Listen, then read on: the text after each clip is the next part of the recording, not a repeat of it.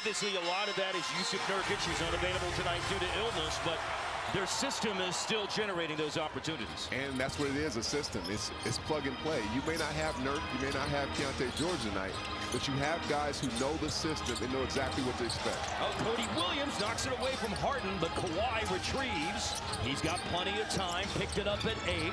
Calmly throws it to Zubac, who then finds Dunn, needs a rhythm dribble, and he misses way off on a 3.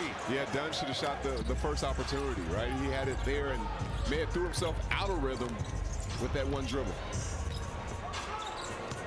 Isaiah Collier starting at point guard tonight. He leads the NBA in assists per game off the bench, but he's starting tonight. Now Dunn, and he'll have a chance for redemption. A swipe and a jam.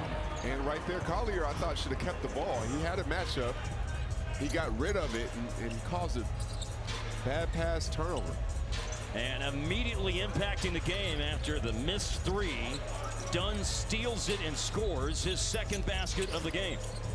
Clippers surge back in front after Utah retook the lead on an Ace Bailey 3 to beat the first half buzzer, and his first attempt from deep for the third quarter is offline.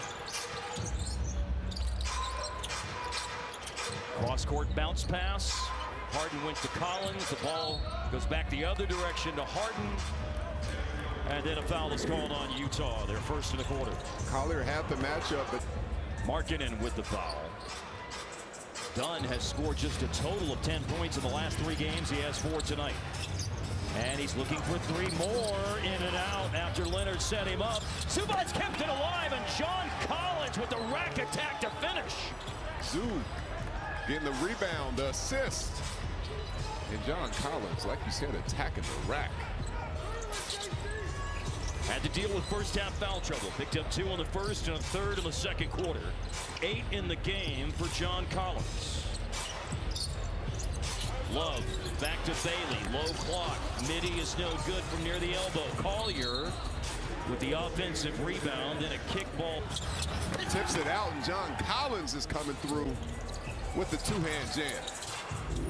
And here's Cody Williams, who's had an impressive couple of jams himself in this game, but a finesse finish at the rim with the off-ball cut. Cody Williams has 11 in this game, and Utah has 2 early team NBC a lot in those days. Their first time on NBC this year, and James Harden fouled on the closeout. Free throw attempts per game at nearly 9. His percentage is 6th in the NBA, and here's the play in which he was fouled. I knocked down that shot. No lies, though, from the camera angle. It was a 2-pointer that he was shooting. Got a foot inside the line, and my eyes don't believe what I just saw. Harden missed a free throw. Well, Mark, when you said 90%, I had a feeling that one of those 2 were going to come out. Here's Markkanen. There's no commentator curse, man.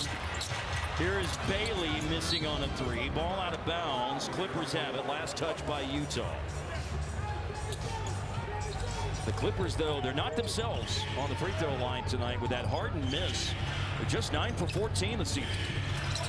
Here's a lob pass. Oh, and an ambitious one. John Collins, that is, just couldn't secure the pass from James Harden. And Williams has the matchup right now. When you have a matchup, it doesn't mean you shoot, it means you create. Love was a play ahead of Lauri Markkanen right there. And then a steal as he was looking for the backdoor cut of Markkanen. Harden with it. Kawhi the drive off the pass from Harden, and a nice finish by Kawhi using the glass. Kawhi has been really aggressive getting to the basket. Not many free throws. He's just getting buckets right now. Ace Bailey misses from near the elbow. And a one-and-done trip for the Jazz. Clippers lead has crept out to 4, now 7 on the money. John Collins with a 3-ball. He knows these rims a little bit. 2 seasons here after 6 years with the Atlanta Hawks. 10-1 to open up the third quarter. And this is where the vet teams and the good teams start to separate themselves in that third quarter. Second half, they've settled in, they've gotten a rhythm. And speaking of rhythm, he's gotten one. Yes. Lauri Markkanen. Markkanen missed his first 5 shots tonight. Now he's made 3 out of his last 5. And a steal here by Cody Williams.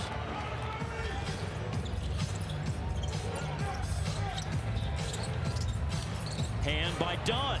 And it's Dunn's second steal and run-out score here in the third quarter. Chris Dunn with the quick. Jamal, the Knicks have steadied themselves as of late. They'd lost 9 of 11, but 3 straight wins. And how about Denver, 9-5, keeping them in the float since Jokic has been hurt. 4 good teams. Those are going to be 2 excellent games. Great introduction to Sunday night basketball. And a great introduction to Utah being back on NBC. First time this year. The Jazz have led most of this game, but now they're trying to steady themselves. The Clippers have upped the lead to 6. Offensive rebound, Cody Williams after Collier missed it. Collier, the attack against Zubac. Leaves it for Love. Pinballs away. Bailey takes it outside. Collier looks up, sees the clock, double pumps, and it's way, way off for Collier under duress. Dead ball and a quick update from our courtside reporter, Grant Liffman. Grant. Yeah, I asked Clippers assistant coach Brian Shaw what the key was to the second half, and put it simply, he says we need to get off to a great start, and that's exactly what they've done. They got off to a 12-5 start. They said they can't just dig themselves out of holes that expends too much energy. So, hey, that Kawhi 3 right there will help too, guys. Yes, it will, as Kawhi Leonard connects some long range again.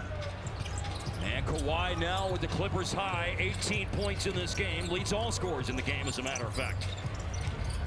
Kawhi is shooting more threes than he has. And Chris Dunn active on the defensive end again. Third steal of the third quarter, and then he's done the work at the other end each time after those steals, driving the length to the floor and finishing. Right now, you're looking for some type of mismatch, some type of semblance, some type of continuity from the Jazz. Right now, it's just a lot of one-on-one. Not getting the looks they were getting. Ace Bailey able to rescue that possession late in the clock with a difficult shot. He sure did, but those aren't the possessions that Coach Hardy wants from his team. 10 to the good in the third quarter for the Clippers. Dunn's been a big part of it, and he's seen some layups go in, and now he drains the 3. Isn't it amazing after you get some layups to go that the basket becomes bigger and you're able to knock down threes? That's what's going on right now, and Utah searching a little bit. Dunn averages 8 points a game. He's got 9 points here in the third quarter. Collier tried to bump off Collins, came close to a walk. Bailey, he had a late clock shot last time down, and he does it again. This is right up Ace Bailey's wheelhouse, though. Route the ball, and if things break down, I can get you a basket. It's not how you want to play, but it's a luxury to have, especially in games like this. Kawhi on the crossover around Collier.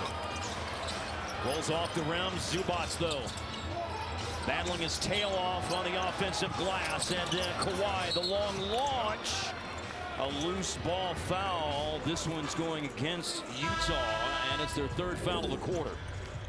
And watch Chris Dunn just life.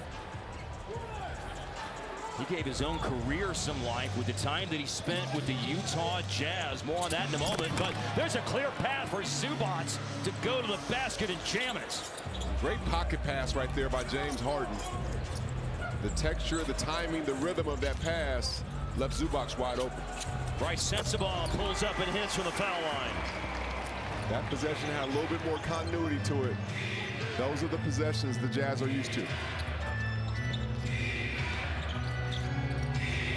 Zubac had the flush a moment ago. Good idea on the pass, but it's through Kobe Sanders' hands and all the way to the other end of the floor, and a turnover for the Clippers.